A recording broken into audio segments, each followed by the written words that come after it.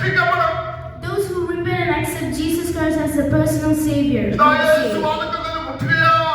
Jesus is knocking on your door. Will anyone open the door when you hear his sound? He will dine with you. That's what the Bible says.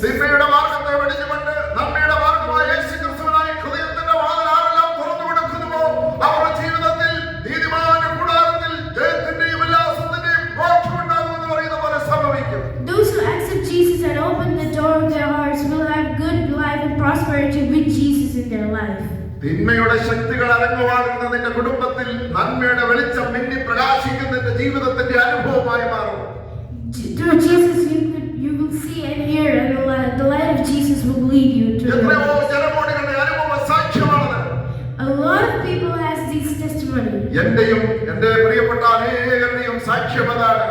A lot of people, including Pastor Uncle's testimony. യേശുക്രിസ്തുവിനായി ജീവിതത്തിന്റെ അവൻ വാതിൽ തുറന്നു കൊടുത്തവരെല്ലാം പ്രകാശിക്കപ്പെട്ടിട്ടുണ്ട്.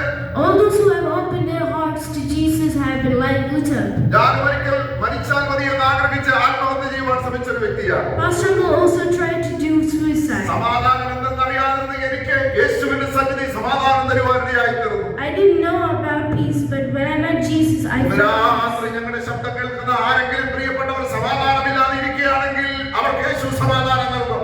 if you hear tonight and you're not having peace, Jesus is going to be your peace. ഇത് വെറും വാക്കല്ല, കഥയല്ല. This is not any story. കർത്താവായ യേശുവിനെ ഒന്ന് വിശ്വസിച്ചു നോക്കൂ. Believe in Jesus. യേശുവിനായി ഹൃദയം ഒന്ന് തുറന്നു കൊടുക്കൂ.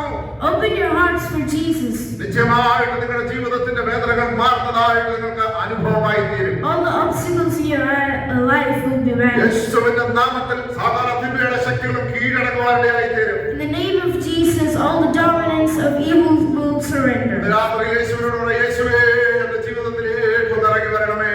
Tonight, call out to Jesus and tell him, Jesus, come towards my life. കർത്താവേ, ഞാൻ